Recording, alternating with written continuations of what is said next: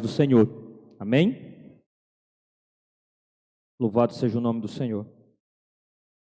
Queria que você mantivesse a sua Bíblia aberta no texto que a gente leu. Se você chegou depois, saiba que é Apocalipse, capítulo 3, a partir do versículo 14. Vamos fazer uma exposição do texto bíblico. Eu queria que você abrisse seu coração nesta noite para as verdades das Escrituras. Não é porque eu vou pregar, não. Eu não tenho nada de especial, irmãos.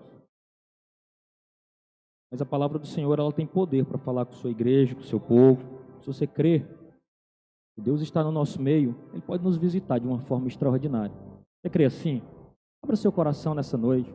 Às vezes a gente se desliga e se liga com tantas coisas que não são os céus. A nossa oração nesta noite é que nós sejamos visitados de forma especial. Amém? O texto que a gente leu, irmãos, fala sobre uma composição de vários textos direcionados às 7 igrejas da Ásia. Você precisa entender esse contexto. Eu não vou reler o texto, mas se mantenha a sua Bíblia aberta e a gente vai entendendo essa verdade. Eu preciso deixar isso claro para você, porque o que a igreja estava vivendo neste momento era um dos danos mais drásticos de perseguição. Aqui nós estamos dentro de um contexto que a igreja estava encurralada, totalmente forçada pelo império. O império estava promovendo perseguição. Não era uma violência qualquer não, irmão, era uma violência desumana. Nós estamos falando aqui de um período que a igreja estava vivendo uma verdadeira chacina. Era morte todo dia. Os crentes aqui estavam sendo trucidados, queimados em praças públicas. O contexto aqui era que eles estavam sendo jogados dentro ali das arenas com leões, ou para ser pisoteados também por bois, por animais, ou seja, era sangue de crente a todo gosto. Ou seja, como é que a igreja resiste num momento como esse? Você acha que dá para reunir em culto de domingo? Dá para transmitir ao vivo? Não. Então o desespero batia a porta mesmo. Só para você ter uma ideia, a esta altura que João escreve Apocalipse, não existia nenhum outro apóstolo vivo. Todos já tinham sido mortos. O único apóstolo vivo, João, foi escrito em meados de 92 depois de Cristo. Jerusalém já tinha sido destruída no ano 70. E aqui nós estávamos vivendo um período de grande atrocidade de perseguição para a igreja. João agora estava deportado para a ilha de Patmos, já idoso, o único que sobreviveu. E a intenção aqui do imperador era jogar a última pá de cal em cima do último representante vivo do cristianismo. Eu quero que você desenhar isso para você entender que não estava sendo fácil ser crente nessa época. Ninguém queria um cartão de membro nessa época. Frequentar a igreja era complicado. Você pedir alguém para vai na minha igreja.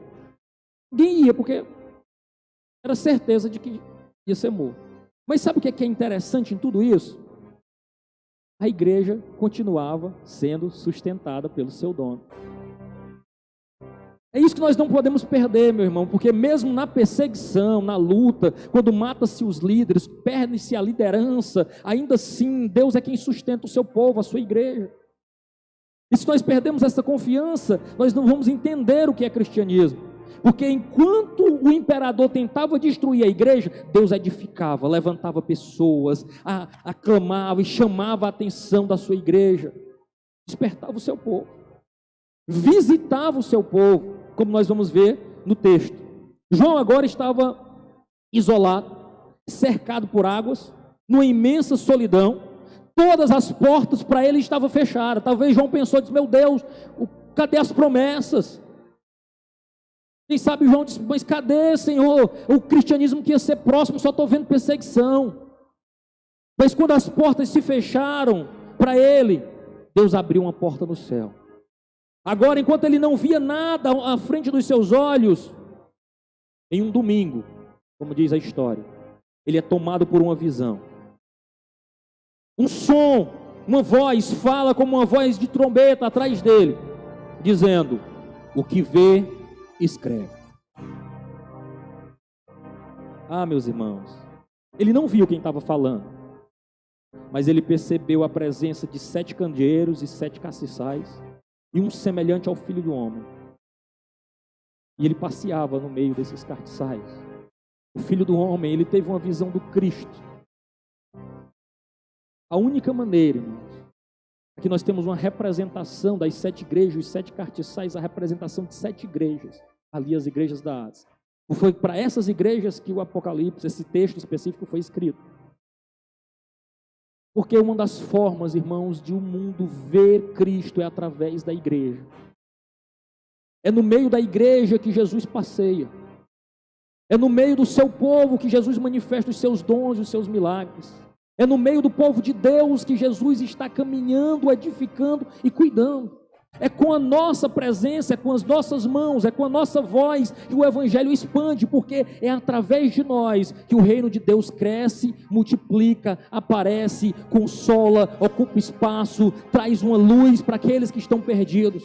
Aqui, numa simples comunidade como essa, nós somos faróis para o mundo. Quando a igreja desaba, está sem esperança, calada, moída, acuada, o mundo não percebe o Evangelho, mas se a igreja vibra, mesmo na perseguição, se a igreja vibra, mesmo diante da dificuldade, o povo começa a ver o Cristo passeando no meio do seu povo, dizendo: esse povo só pode ser doido, olha o tamanho da perseguição, mas eles estão vivos, eles estão animados, eles estão crendo nas promessas, eles estão mantendo viva a esperança, eles não estão derrotados. Louvado seja o nome de Jesus. E agora a igreja, o corpo de Cristo, Cristo se revela no meio da igreja, porque a unidade do povo de Deus, irmãos, revela a beleza do Evangelho de Cristo. Há beleza neste Evangelho. Nós precisamos perceber a presença de Cristo no nosso meio, porque senão isso aqui vira um evento social, vira um clube. Sabe o que é que faz a diferença no nosso meio aqui? É a presença do Espírito Santo de Deus, que antes de você chegar aqui ele já estava. É a presença de Jesus nos consolando, é a presença de Jesus que está vivo aqui, irmãos. Jesus está no nosso meio, alegre-se nesta verdade. Não é um encontro qualquer, não é uma reunião qualquer, é uma reunião espiritual, onde o dono da festa, o Senhor da festa, está no nosso meio. Mas João toma um susto aqui, e eu preciso dizer isso. A última vez que João tinha visto Jesus, era na cruz. Ele estava lá perto da cruz, e ele olhou para um Cristo crucificado, ensanguentado, desfalecido, desfigurado, com mãos cravadas, irmão Jane, pés cravados, ensanguentado, sem perspectiva, entregando o seu espírito. Essa era a figura que João tinha visto. Mas agora, na revelação do Filho de Deus, ele não vê mais Jesus assim. Ele vê como uns olhos de chama de fogo, o seu rosto brilhando como o sol, os pés como um latão reluzente. Ele vê agora um Cristo vencedor, um Cristo que venceu a morte, que governa pela igreja e que tem nas suas poderosas mãos palavra de vitória, espada de vitória, poder de Deus. Agora ele não olha para a cruz e vê mais um Cristo desfalecido, ele olha agora e vê o poderoso Senhor da igreja. Agora os seus medos se vão, sabe por quê? Porque ele não vê um Cristo derrotado, como muitos têm representado aí, de cabeça caída. Não, o nosso Cristo não está ali, o nosso Cristo está vivo, ele está à direita de Deus Pai, intercedendo pela sua igreja. Muitos de nós mal vão conhecer o nosso Jesus quando o vir, porque nós vamos ver o poderoso Senhor da terra, alguém vibrante, vivo, que está carregando a sua igreja. A igreja não está na mão do Estado, a igreja não está na mão dos governantes, a igreja está na mão do seu dono, o nosso Senhor e Salvador Jesus Cristo. Nós adoramos, irmãos, um Cristo vivo, que reina pelos séculos dos séculos. Um Cristo que não só é o Senhor da igreja, mas ele anda no meio da igreja, ele passeia pela igreja, ele nos atrai pela igreja, ele é a personalidade principal no seio da igreja. Louvado seja o nome de Jesus. E ele está aqui, irmãos, para nos consolar, nos exortar, nos levar a ir até ele, irmãos. Esse Jesus que anda no nosso meio, nos atrai a ele. Eu quero crer, irmãos, que você não foi atraído nesta igreja porque tem uma climatização, porque tem uma transmissão ao vivo, porque tem uma pregação de um jeito, tem um louvor de um jeito ou de outro. Mas eu quero crer que o que te atraiu a este lugar foi a presença bendita de Jesus Cristo, o dono da obra, o Senhor da igreja. E esse Senhor da igreja, quando ele escreve a essas 7 igrejas, as palavras principais que ele usa é assim, ó: eu te conheço. Irmão Kennedy, irmão Jane, eu não sei o que passa na sua vida não. Eu não sei os seus dilemas, eu não sei as suas lutas, mas sabe quem sabe as suas lutas, que sabe os seus dilemas, que conhece o seu dia a dia, o seu passo a passo? O Senhor Jesus. Ele te conhece, Ele te vê, Ele sabe as lutas que você enfrentou para chegar até aqui, Ele sabe dos desânimos, das lutas na semana, e sabe o que é que Ele diz? Estou aqui, filho, contigo, eu é que te sustento, eu é que te trato, eu é que sou dono da tua vida, do teu casamento, dos teus negócios, eu é que sustento o ar que você respira, sou eu que dou a última palavra, aleluia. Jesus conhece as nossas obras, e Ele diz para aquela igreja: olha, igreja, toda e qualquer igreja, eu conheço você. Jesus te conhece, irmãos. Eu acho lindo quando Filipe chega para Natanael e diz: Natanael, nós encontramos o Messias, o Jesus, é um galileu de Nazaré. Natanael: de Nazaré? Pode vir alguma coisa boa de Nazaré? Filipe diz: vem ver. Quando Natanael se aproxima de Jesus, Jesus diz assim: eis que eu te via.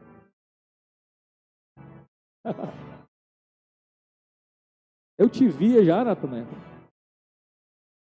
Quando tu achava que estava pensando sobre mim, me conhecendo, eu já te conhecia.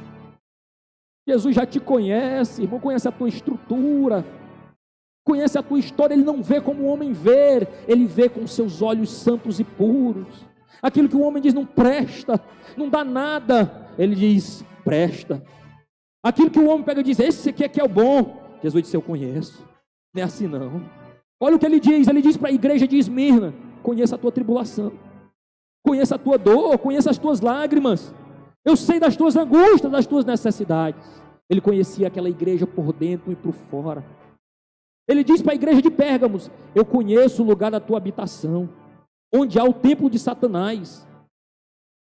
Jesus conhece aquela igreja que parecia ser rica, próspera, abençoada, tudo de bom. Jesus olha para aquela igreja e diz: eu conheço a podridão do teu coração. E aquela que parecia fraca, sem forças, desfalecendo, Jesus diz: eu conheço, as tuas forças são pequenas, mas eu te ajudo. Jesus elogia duas igrejas, exatamente as mais pobres. Ele diz assim: olha, tu és pobre, mas aos meus olhos tu és rica. Porque a riqueza de uma igreja, irmão, não tem a ver com o seu patrimônio. A riqueza de uma igreja tem a ver com a sua comunhão e fervor na presença de Deus. O valor de uma igreja tem a sua devoção pelo seu Cristo. É claro que é bom ter uma boa estrutura, mas melhor ainda é sentir a presença de Deus mesmo no calor,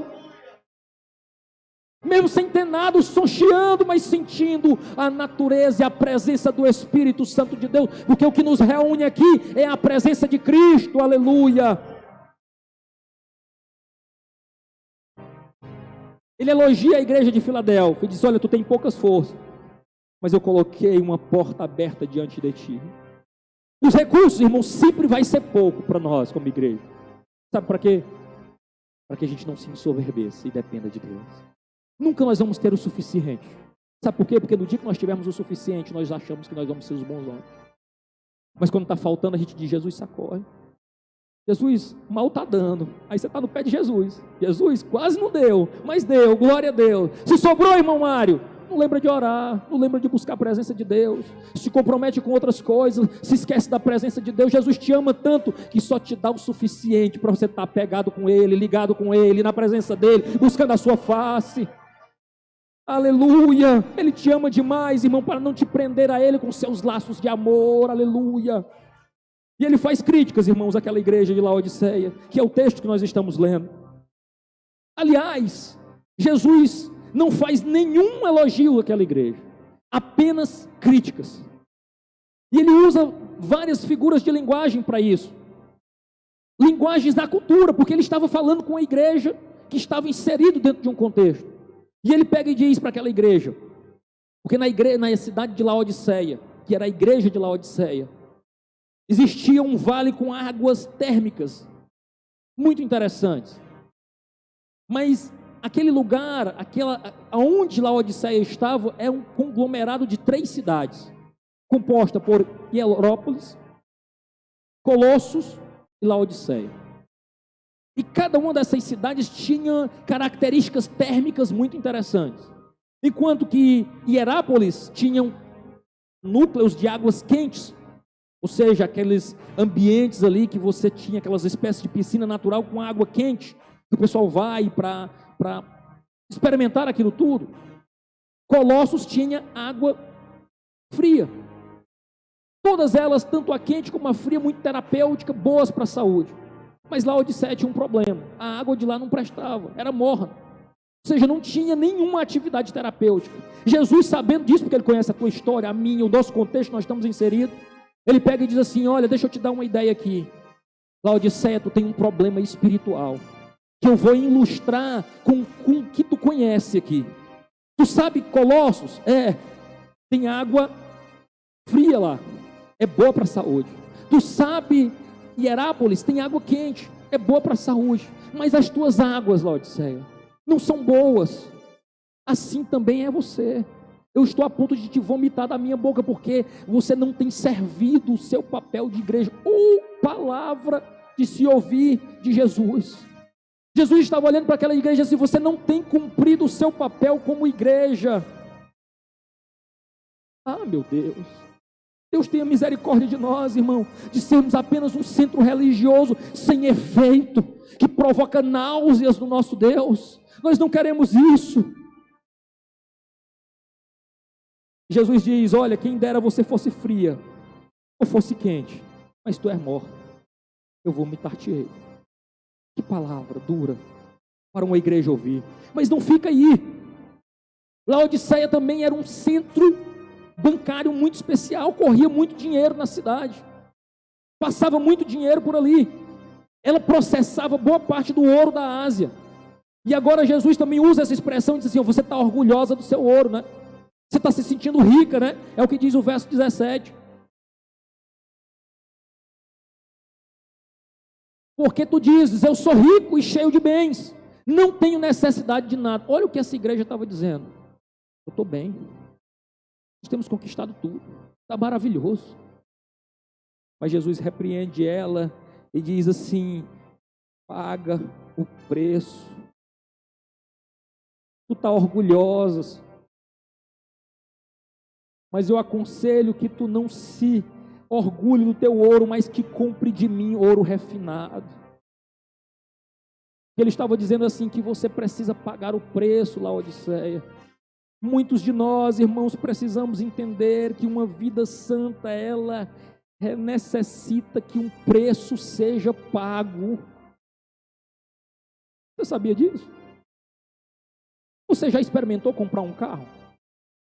Mas se você já tiver ido numa experiência dessa, você vai perceber que quando você chega na concessionária, ele te apresenta o carro de entrada, geralmente o básico do básico, não é, irmão Jânio?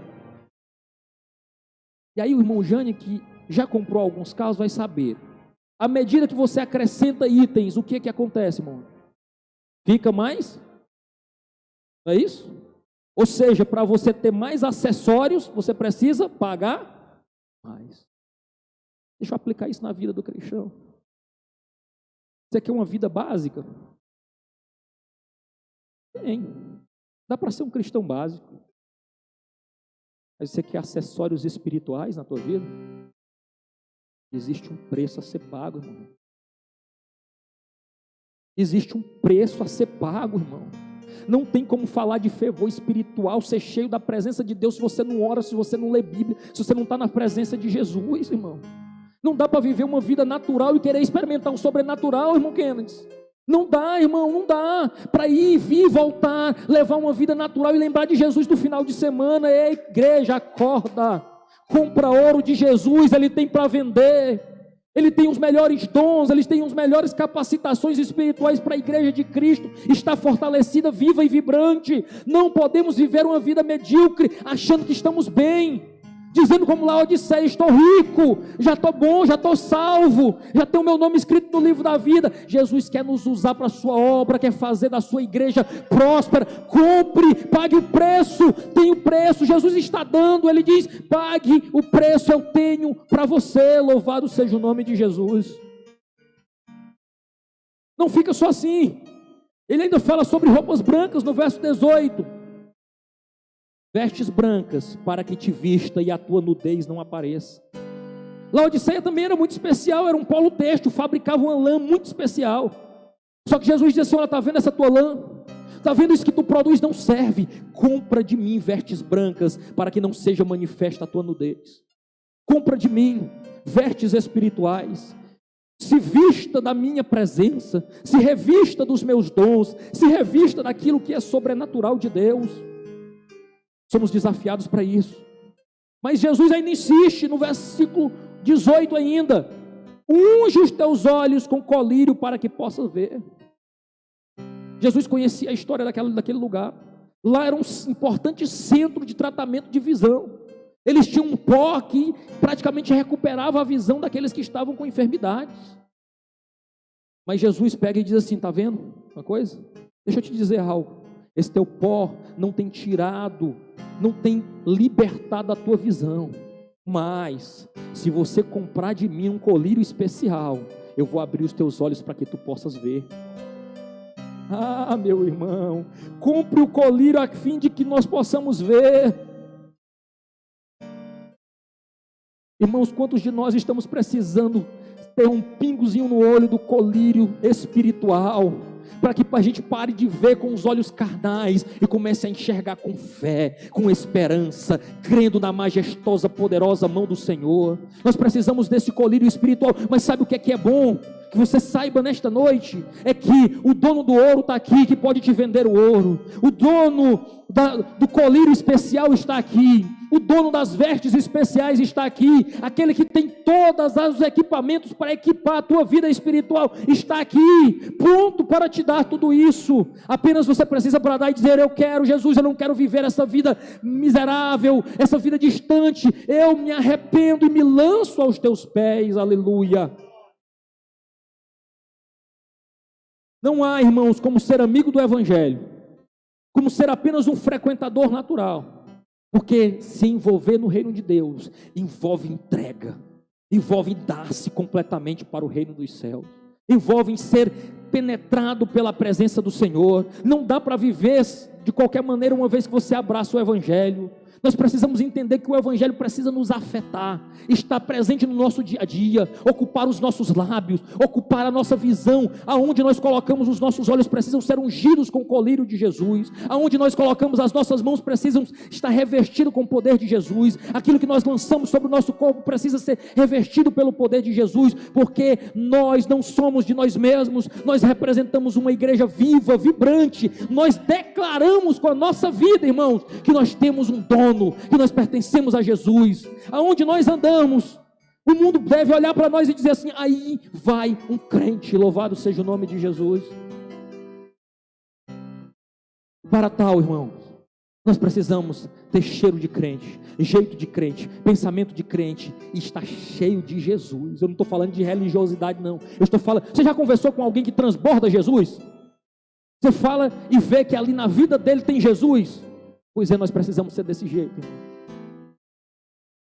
De algum modo, quando nós abrirmos a nossa boca, alguém que conversa conosco, que está agoniado, perturbado, diz: rapaz, foi tão bom falar contigo. Eu senti uma paz tão grande. Tem um negócio diferente. Aí você diz: é porque eu estou banhado com o óleo do Espírito Santo. Eu comprei de Jesus. Ele me capacitou. Louvado seja o nome de Jesus. Irmãos, aleluia. Aquela igreja não tinha nenhuma denúncia de heresia.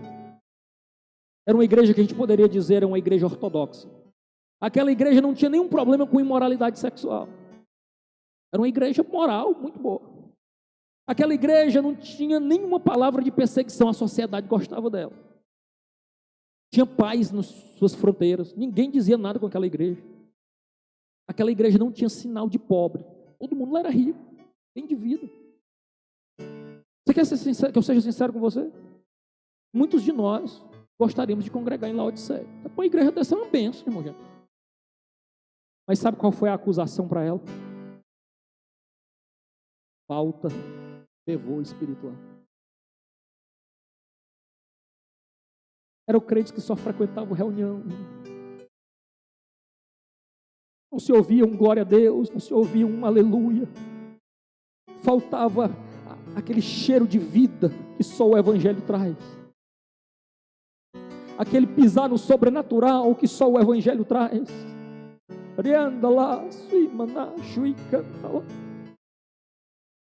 Faltava fervor. Faltava poder de Deus no meio dos seus crentes. Eram apenas frequentadores. Não ardia coração de missão lá, irmão Jane. Não havia, estavam conformados com suas vidas. Eles não olhavam para o necessitado e percebia que ele precisa de Jesus. Eles não se moviam neste sentido. Irmãos, nós precisamos entender que não é possível caminhar numa vida cristã deixando a vida me levar, indo e voltando da igreja, evangelizando, pregando aqui e acolá. Nós precisamos voltar ao primeiro amor. Nós precisamos voltar a ter fervor espiritual. Nós precisamos chorar pelos nossos pecados. Nós precisamos desejar a presença de Jesus. Nós devemos sair incomodados de um culto, irmão Jânio, no dia que nós não usar um lenço, como a gente era pentecostal, e somos, mas levava para a igreja o seu lencinho e sabia que ia chorar. A irmã Rosa vai lembrar disso. Ia já com seu lencinho, porque sabia que ia chorar na presença de Jesus. Mas a igreja parece que prosperou, enriqueceu, e já não tem tempo para chorar na presença de Jesus. Nós precisamos orar para que Deus inflame a sua igreja, para que nós voltemos para a Bíblia, para que nós nos desfrutamos, nos deleitemos na presença do Deus da Escritura. Nós precisamos chegar, irmãos, na nossa comunidade de fé e não pensar em outra coisa, a não ser dobrar o seu joelho e orar, até sentir a presença de Deus, até falar em mistério, já levantar do banco falando em mistério. Porque é isso que abastece a vida do cristão, irmãos. Nós precisamos do clamor de Abacuque, onde ele diz no verso 3, do capítulo 3, aviva, ó Senhor, a tua obra e a faz conhecida no meio dos anos. Em outra versão ele diz, desperta o teu povo. Foi disso que nós falamos no início do ano, naquele congresso abençoado, que nós não podemos restringir a atuação do Espírito Santo a 3 dias de congresso. Essa atuação precisa perpassar a nossa vida cristã, a nossa semana, o nosso dia a dia. Conselhos para nós. Jesus se apresenta como mercador. Temos que pagar um preço. Ele diz, compre de mim ouro. A solução para a falta de fervor espiritual não é correr atrás da última novidade do mercado gospel, mas é se voltar para Jesus. É buscar a sua presença. É orar até sentir a sua presença. É buscar a sua face. É se voltar para a presença de Jesus. Segundo, Jesus faz uma declaração e uma ordem. Verso 19. Sê, pois, zeloso e arrepende-te. Não dá, irmãos, para a gente caminhar como igreja, se não entregarmos o nosso coração, a nossa vida inteiramente a Jesus. Não dá para viver com pecado de estimação, irmão. Não dá para viver como se fosse crente no domingo e no resto da semana como se fosse pior do que um ímpio. Não dá para levar 2 vidas. Se você está carregando 2 máscaras, destrua essa segunda máscara em nome de Jesus e se apresente como crente verdadeiro. Não dá para ter 2 formas de agir, no trabalho e na igreja, na escola e na igreja, no ambiente que ninguém está vendo e na igreja. Os seus negócios precisam ser limpos. Jesus está dizendo, sê pois zeloso e te arrepende. Eu quero não é só o teu cartão de membro e a tua frequência no domingo, eu quero a tua vida como inteiro. Nós somos salvos para o deleite de Deus e precisamos viver esse fervor, irmão. 3, verso 20, Jesus dá o primeiro passo. Sabe que tudo isso, muitas vezes nós nos afastamos, nós vivemos da nossa própria maneira, mas ainda assim é Jesus que caminha na nossa direção. Ele declara e diz assim: eis que eu estou à porta e... Sabe para quem é que a gente usa esse texto? Para o pecador que está lá fora. Só que esse texto é pregado para quem? É para a igreja. O Jesus da Escritura, o Jesus que é o nosso Senhor, está dizendo para mim e para você individualmente nesta noite: eu não conheço a tua história, eu não conheço a tua vida, eu só sei de uma coisa: a palavra de Deus diz que Ele está à porta da tua vida agora, está batendo. Escute aí pela fé a batida de Jesus dizendo assim: deixa eu entrar, filho. Escuta a batida aí de Jesus dizendo assim: deixa eu entrar, filho. Deixa eu entrar, filho. Dá lugar para mim, filho. Escuta a batida aí, esse coração duro que já não chora, dá lugar aí, crente. Esse coração que já não sente a presença de Deus, Jesus está batendo, diz assim: dá lugar aí, filho, eu estou à porta. Sou eu, filho. Essa batida aí, filho, é Jesus dizendo: eu estou à porta e bato. Se algum homem ouvir a minha voz, eu virei a ele, cearei com ele e ele comigo. Jesus está batendo na porta desse coração endurecido aí, e dizendo: eu quero um concerto contigo, eu quero revisar as tuas obras, eu quero caminhar de novo com fervor espiritual. Dá lugar para mim, aleluia. Churicanta lá, manás. Dá lugar aí, crente. Dá lugar para a visitação do Espírito Santo de Deus. Ele quer ceiar contigo. Esse ceiar é uma comunhão de mesa. Você nunca vai entender isso, porque aqui a ideia é de um judeu. O judeu não se assentava na mesa com qualquer um. Se assentar na mesa é comunhão, irmão Jane. Jesus está dizendo assim: olha, eu estou à porta e bato. Eu quero ceiar, eu quero tomar um café contigo, eu quero estabelecer uma relação de proximidade, eu quero ser teu amigo, eu quero entrar na tua história, eu quero fazer parte da tua vida, eu quero estabelecer uma troca de amor eterno contigo. Eu estou à porta e bato, te dando oportunidade de se acertar comigo. Eu sou Deus de novas oportunidades, aleluia. Ele está à porta, Ele está batendo, está dizendo: se você permitir que este relacionamento seja estabelecido, tu vai desfrutar da minha promessa. A promessa não é uma promessa qualquer, irmão Jane. É uma promessa que ele diz assim: olha o verso 21. Ao que vencer. Sabe como é quem vence? Quando estabelece comunhão com Jesus. Quando abre a porta e diz: ceia, Jesus. Pega esse coração velho aqui, ó. Entra nessa casa miserável. Tá ruim, Jesus. Tá complicado aqui o negócio. Não tem uma encanação prestando, Jesus. Esse coração aqui não tem um lugar claro, Jesus. Está cheio de imoralidade, está cheio daquilo que distancia da tua presença, está fragilizado, está sem esperança, está sem fé. Jesus, mas é tudo que eu tenho. Entra nessa casa e conserta. Aí Jesus diz assim: pode deixar comigo. O especialista em reforma chegou. Eu vou botar tudo no lugar. Se precisa de encanamento novo, pode deixar comigo. Se é a rede elétrica, eu vou mudar. Esse coração vai voltar a bater no ritmo dos céus, aleluia. E aí ele diz: ao que vencer, permitirei que se assente comigo no meu trono, assim como eu venci, estou assentado no trono com meu Pai. Ele pode fazer promessas, sabe por quê? Porque ele venceu. Sabe por que ele pode fazer promessas?